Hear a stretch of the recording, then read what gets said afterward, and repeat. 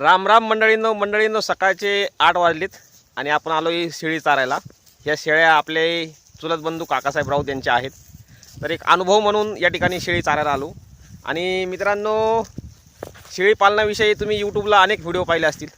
अतिशय भंपकपणा सांगितला जातो, शेळी पालन केल्यानंतर इतका नफा तितका नफा, परंतु मित्रांनो हे खरं नाही। आणि सांगितलं जातं शेळी वर्षातून दोनदा येते, शेळी वर्षातून दोनदा येत नाही, दोन वर्षातून तीनदा येते असं म्हणलं तर चालेल। कारण 15-16 महिन्याला दोनदा वेत होतात त्याचे। तर त्यांचं जे उत्पन्न आहे मित्रांनो, उत्पन्न कसं होतं, शेळी मागे 2 करडं आपण धरली तर त्या करडांचं उत्पन्न आपण धरलं। आता समजा ह्या 10 शेळ्या आहेत आणि एक बोकड आहे, आणि यांचं कायम ह्या 10 शेळ्या आणि एक बोकड असतं, जास्त झाले तर हे विकून टाकतात, कारण की सांभाळण्यासाठी काही नाही। आणि ते अर्धबंदिस्त शेळीपालन करतात, सकाळी 2 तास आणि संध्याकाळी 2 तास चारतात, बाकी दिवसभर कोंडून असतात। आणि हे चारल्यानंतर आता ह्या उस्मानाबादी शेळ्या आहेत, उस्मानाबादी शेळ्या असल्यामुळे यांना फिरणं महत्त्वाचं आहे। जर ह्या एका जागेवर बसून राहिल्या तर यांची जी वाढ आहे ती मुबलक प्रमाणात होणार नाही आणि रोगराई जी आहे ती वाढेल। आणि शेळ्या असो किंवा कोणतेही सजीव जीव असेल त्याला उन्हाची गरज असते, त्यामुळे उन्हात घेऊन जाणे गरजेचं आहे। तर मित्रांनो, विशेष म्हणजे आता उत्पन्नाचा जर भाग पाहिला आपण, तर उत्पन्नाचा जो भाग आहे, तर उत्पन्न यांचं गृहीत धरलं जातं की 10 शेळ्या आहेत, 10 शेळ्यामागे 2-2 करडं, तर वर्षाकाठी दोनदा येते तर 40 करडं होतात। तर असं नाही आहे, 40 करडं होत नाही। आणि 40 करडं, एक करडू 10 हजाराला गेलं की 4 लाख रुपये। तर मित्रांनो असं नाही आहे। तर 2 वर्षातून तीनदा शेळी वेते, आणि वेल्यानंतर 2 करडं आपण सरासरी धरले तर 3दा वेल्यानंतर 60 करडं आपण धरले तर 60च्या 60 करडं 10 हजाराला जात नाहीत। बोकड असेल, त्यानंतर करडू असेल, म्हणजे आता काय बोकड होणारे का पाठ होणारे हे आपल्या हातात नाही आहे। त्यामुळे बोकड जर झाले, 2 बोकड झाले तर ते बोकड चांगल्या पद्धतीने वाढवले तर व्यापारी 7-8 हजाराला किंवा जास्तीत जास्त 10 हजारापर्यंत घेऊन जाऊ शकतात। आणि खूपच चांगले वाढवले तर ते 12-13 हजारपर्यंत घेऊन जाऊ शकतात। परंतु मित्रांनो, त्यामागे खर्च देखील आहे। आता एकंदरीत आपण जर अभ्यास केला तर 60 करडामागे सरासरी 5 ते 6 हजार रुपयांना आपण एक करडू जरी धरलं तरी 60 करडांचे जवळपास 60 करडांचा आपण 6,000 रुपयांनी जर हिशोब धरला तर 3,60,000 रुपये उत्पन्न होतं। या उत्पन्नामागे जो खर्च आहे उत्पन्नामागे, तर तो खर्च आपण पकडला तर शेळ्यांना आपल्याला चांगली वाढ व्हावी, शेळ्यांनी चांगलं उत्पन्न द्यावं, त्यासाठी शेळ्यांना आपण मका वगैरे किंवा पेंड भुसा काहीतरी जो खुराक आहे तो देणं बंधनकारक आहे, जेणेकरून त्यांची वाढ चांगली होईल आणि येणाऱ्या पिल्लांची वाढ पण, म्हणजे पिल्लं पण चांगले असतील। तर त्याचा जर खर्च धरला तर सरासरी 2,000 रुपये हा आपण 10 शेळ्यामागे जर 1 क्विंटलला आपण पकडला तर 5-6 महिने 7 महिने आपण 7 महिन्याला किंवा 8 महिन्याला एक वेत पकडूयात। 2 वर्षाला आपण 3 वेत पकडतो तर 8 महिन्याला एक वेत येतं।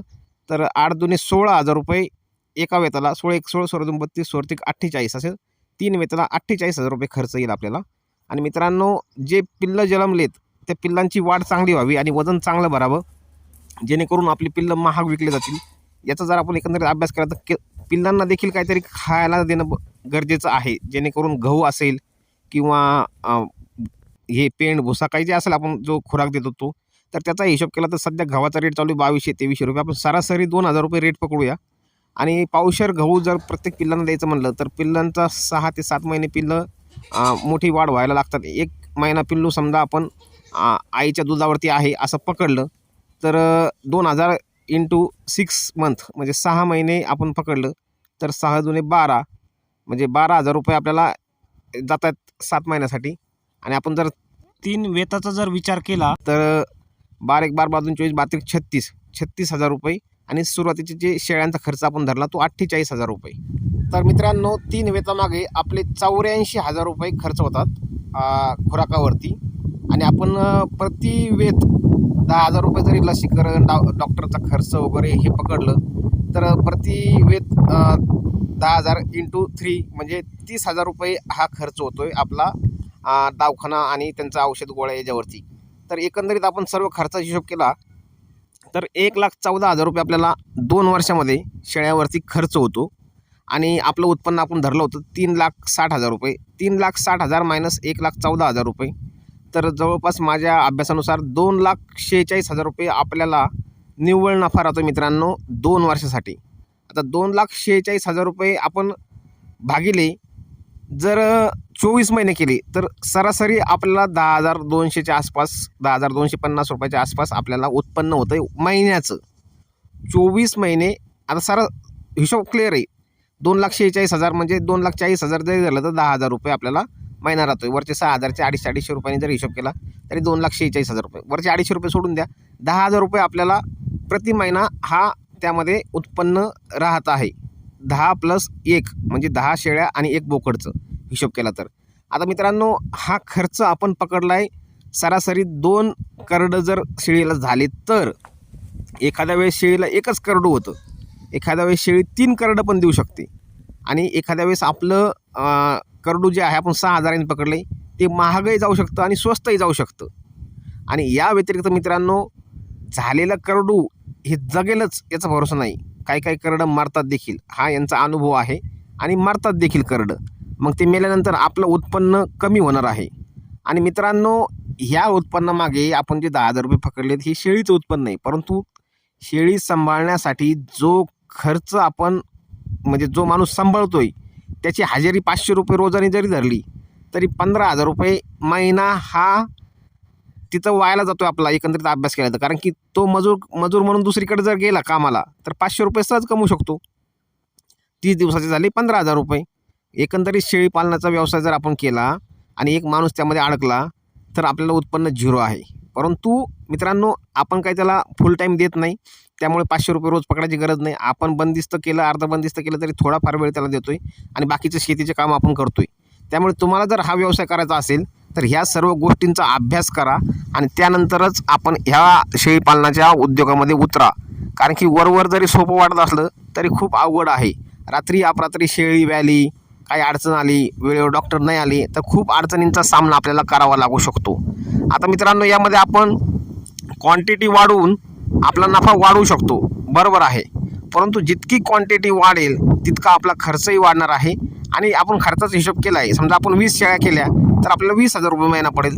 30 शेळ्या केल्या तर आपल्याला 30,000 रुपये महिना पडेल. 40 शेळ्या केल्या तर 40,000 रुपये महिना पडेल. म्हणजे जितकी क्वांटिटी वाढवाल तितका नफा वाढणार आहे, बरोबर आहे. आपण 10 शेळ्यांना 10,000 रुपये महिना आपल्याला मिळतो असं गृहीत धरलं होतं, म्हणजे अभ्यासानुसार आपण तसं पकडलं होतं किंवा तसा अभ्यास येतोच आहे, आपला नफा होतोच आहे, नाही असं नाही आहे. परंतु या व्यतिरिक्त शेळ्या वाढवल्या की लोड वाढणार, लोड वाढला की आपण दिवसभर तिथेच अडकणार.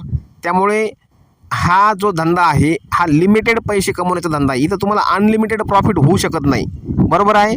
त्यामुळे जर तुम्हाला लिमिटेड प्रॉफिट आणि जास्त कष्ट न करता आपलं जीवन जगायचं असेल तर तुम्ही या उद्योगाकडे पाहू शकता.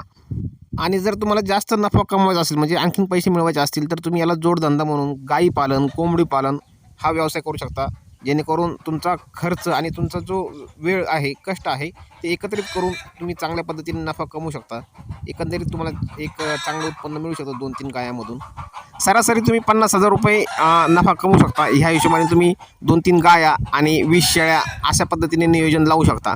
परंतु मित्रांनो जितकं यूट्यूबवरती किंवा सोशल मीडियावरती शेळ्यांची मार्केटिंग केली जाते तितकंही हे सोपं नाही, ह्या अभ्यासावरून तुमच्या लक्षात आलं असेल. आता या व्यतिरिक्त मित्रांनो हा खर्च आपण पकडला, परंतु ह्या शेळ्या घेण्यासाठी येणारा खर्च, परत त्या शेळ्या आपल्याला सांभाळायच्या त्यासाठी शेडचा खर्च, याचा जर अभ्यास केला तर आपल्याला 2 ते 3 वर्ष शेळी पालन हे आपल्याला फुकट करावं लागतं असं म्हणायला हरकत नाही. कारण की आपण ज्यावेळेस शेळ्या विकत घेणार आहे त्यावेळेस 10,000 रुपये जरी शेळ्यांचा हिशोब केला, एक शेळीला 10,000 रुपये तर 1,00,000 शेळ्यांचे 10 शेळ्या मागे आणि 15,000 रुपयांचं एक बोकडं तर आपल्याला चांगलं घ्यावं लागेल लागवडीसाठी.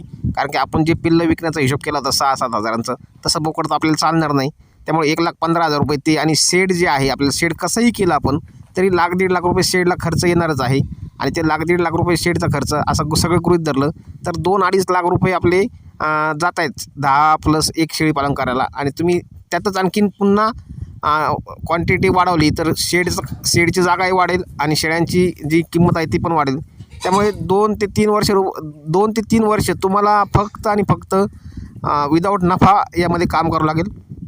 तिथून पुढे तुमचा नफा होणार आहे. आणि 2-3 वर्ष तुम्हाला तर सगळ्या गोष्टी समजून येण्यासाठी म्हणजे शेळी पालनाचा सगळा व्यवसाय समजून येण्यासाठी लागणारच आहेत. त्यामुळे एकंदरीत विचार करा की ह्या उद्योगात पडायचं किंवा नाही पडायचं. पडायचं असेल तर पूर्ण तयारीशी पडा आणि कमीत कमी 5 वर्ष तुम्हाला हा व्यवसाय नफा होऊ किंवा तोटा होऊ सांभाळावा लागेल एवढं लक्षात घ्या. कारण की अपूर्ण माहिती अपूर्ण गोष्टी करून यशस्वी न होता आपण त्यामध्ये लॉसमध्ये जाण्याची शक्यता जास्त आहे. चला मित्रांनो, हा व्हिडिओ तुमच्या माहितीसाठी होता. जे कोणी तुमच्या नातेवाईक मित्रमंडळी शेळीपालन करणार आहेत त्यांना हा व्हिडिओ नक्की शेअर करा, जेणेकरून त्यांना ह्या सर्व गोष्टी कळतील. वरवर यूट्यूबवरती पाहून नफा होत नसतो, प्रत्यक्षात कष्ट करावं लागणार आहे, त्याच वेळेस आपण इथपर्यंत पोहोचणार आहे. तुम्हाला ही माहिती आवडली असेल तर या व्हिडिओला लाईक करा, आपलं चॅनल सबस्क्राईब करा आणि अशाच प्रकारच्या नवनवीन व्हिडिओसाठी आपल्या चॅनलसोबत जोडलेले राहा. धन्यवाद.